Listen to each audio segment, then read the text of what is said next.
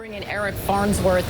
He is the Vice President of the Council of Americas and joins me from Washington.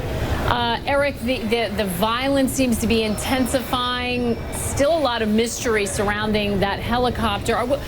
How do you expect this to play out? Are we headed for a full-blown military crackdown? What does this look like to you? Well, good morning, Maggie. It's really unclear where this is headed, but we do have a deadline of sorts that a lot of people are looking at, which is the end of this month, July 30th, which is the date by which the president has called for a constitutional assembly to rewrite the Constitution and potentially give him the power to rule indefinitely, or at least his supporters. So there is an increasing urgency by the opposition to try to do something to derail that constitutional assembly, and you are seeing as well now the government taking actions against that in a sort of a backlash. So whether that leads to a full military style or security forces crackdown, I don't think we can know, but I think we can point to increasing volatility from all sides.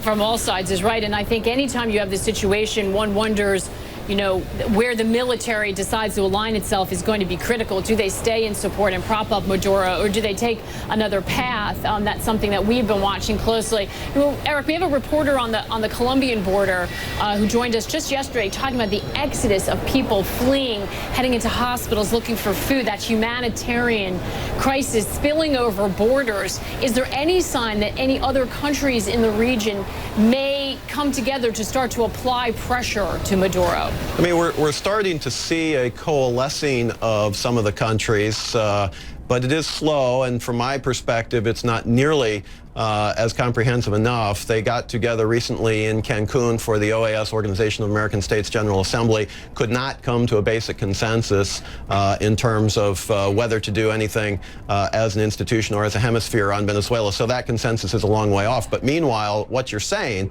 is absolutely accurate. You are seeing a humanitarian crisis develop, people coming across the border, thousands of people into Colombia, into Brazil, getting into boats and going into the Caribbean in terms of the islands. And these are economies that just are not really in a position to be able to absorb displaced persons at that level. I think the other issue that you just pointed to is absolutely accurate as well, the security forces. What is their ultimate allegiance? Who are they allied with? The Venezuelan people who are pressing for change, or the government, which is trying to suppress change? We don't know where they will break down or where they'll come out on that, but it does look like there are some divisions perhaps in the security forces, and that's something to watch very, very closely. It certainly is. I think that's why there's so much mystery as to the identity of this pilot and whether that was staged by the government or whether it is true. This video may suggest that it was not staged. Very hard to get information, of course, because of the lack of transparency, no press allowed in. Meanwhile, and this is fundamental, of course, is that oil output continues to fall. We're seeing headlines that, you know, Venezuelan oil production on the brink of collapse. Where will the Maduro government get funds to operate if the oil revenues are not available?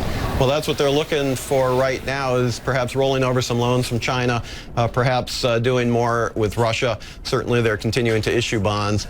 But oil really is the windpipe of the Venezuelan economy. Not just the price has gone down recently, but also the production in Venezuela has decreased. And that's not a result of the global price. That's a result of a gross mismanagement by Venezuela of its own energy sector. And so what you have is an energy sector which has driven Venezuela's economy literally since the 1920s in a state of collapse. So if that happens to its logical conclusion, you really aren't going to have a whole lot of positive prospects for Venezuela, and that humanitarian crisis that we've been talking about will intensify and get much more severe.